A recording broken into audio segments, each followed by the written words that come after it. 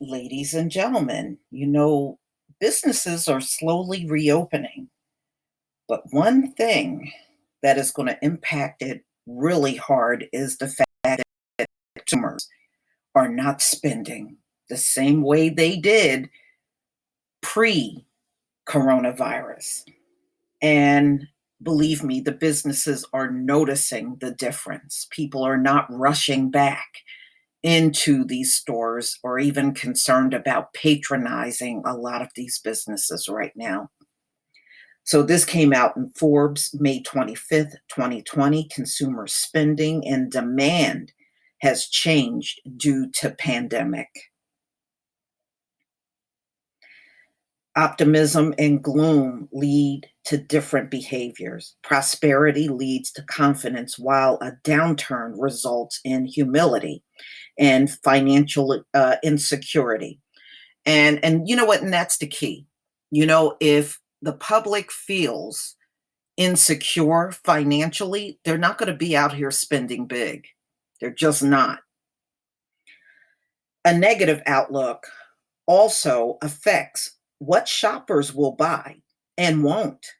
The Commerce Department says GDP shrank by 4.8% in the first quarter of 2020, the worst decline since 2009. However, business owners can take advantage of massive shifts in demand and behavior to serve new customers. Consumer spending, which accounts for 70% of the US economy, fell by 7.6% from January to March, the biggest decline since 1980, according to the Commerce Department. Due to lower incomes, most people will avoid wasteful spending on vacations, luxury cars, and dining at expensive restaurants. They'll also work and play from home because of restrictions.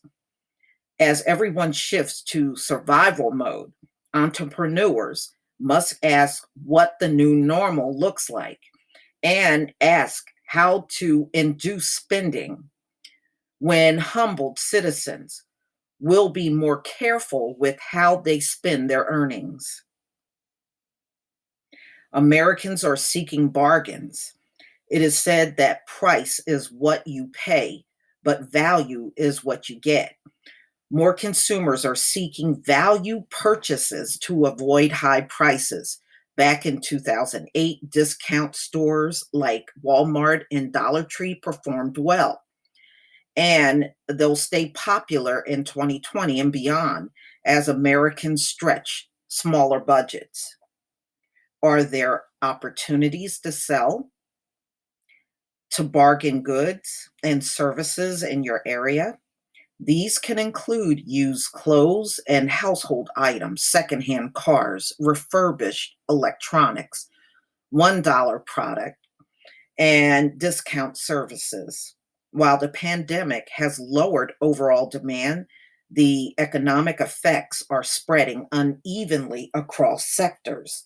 Generally, consumers will buy staples like cleaning products, water, and basic supplies, while shunning fancy clothes, gym memberships, and the newest iPhone.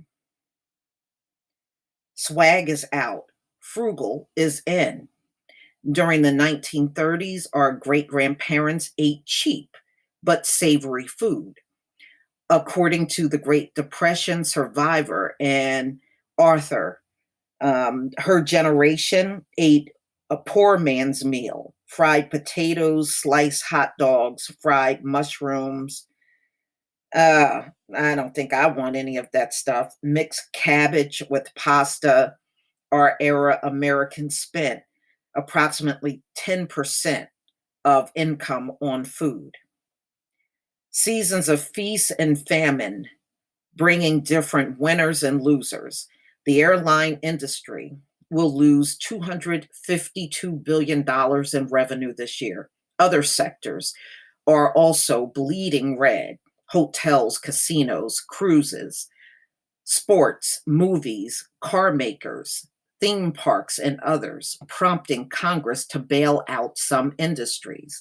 As mentioned, Discount providers are capturing disposable income that struggling industries are losing.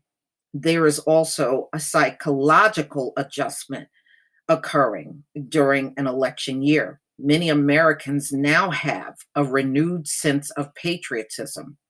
That means made in the USA will mean more during purchase decisions. We see the crisis is a transition phase for many clients who must now rely on social media and digital footprint to survive. Investing in the client is crucial during these times. Uh-huh. All right. So the pandemic is forcing companies to get immediate results from marketing campaigns, and therefore agencies must deliver the numbers. Marketers to remain one step ahead when clients are experiencing high stress. The pandemic has made online and social media extremely important. Now is the time to think outside the box, to get out of your comfort zone and to connect with people outside your circle. Opportunities are always around the corner. Executive orders, travel bans, and other mandates are benefiting work from home lifestyles such as home gyms, home office equipment, and video conferencing tools. Manufacturing and distributors of personal protective equipment, PPE, and medical devices are also seeing stronger demand as hospitals around the country beg for supplies. Meanwhile, we have yet to see how disruptive the current business landscape will be to delivery services and gig workers. On one hand, people are staying home as much as possible and therefore utilizing home delivery services for groceries, restaurant orders, and even prescription medicine.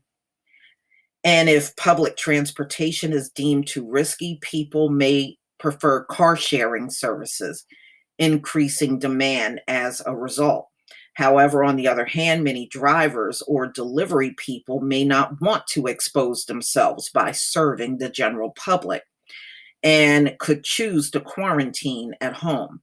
This could lead to a decline in functionality of the sharing economy and could also cause a significant increase in the cost of these services. There are 53 million gig workers in the US, according to a 2018 survey by Staffing Industry Analysis. Organizations are assessing whether to keep employees or hire independent contractors given the high cost of healthcare insurance. And other employee benefits, government mandates, and bailouts are also key factors in picking winners and losers during this historic period. It is prudent to envision how the new landscape impacts business risk and opportunities going forward. That's true. I know a lot of people that I have been talking to tell me they are only interested in the necessities, all the things that they would normally splurge money on. They're not doing that no more. And they're not even thinking in that kind of way. But y'all, please tell me what you think. It is not going to be the same for these businesses. And I'm seeing the stories already of them saying they're not getting hardly any customers coming in. So, and they're hoping that it's going to change, but I'm telling you, they're not going to get the customers that they used to have. There's no way that's going to happen. But y'all, please tell me what you think. Please leave your comment and subscribe. Don't forget to hit on the notification bell, and I'll see you on the next video. Peace, family.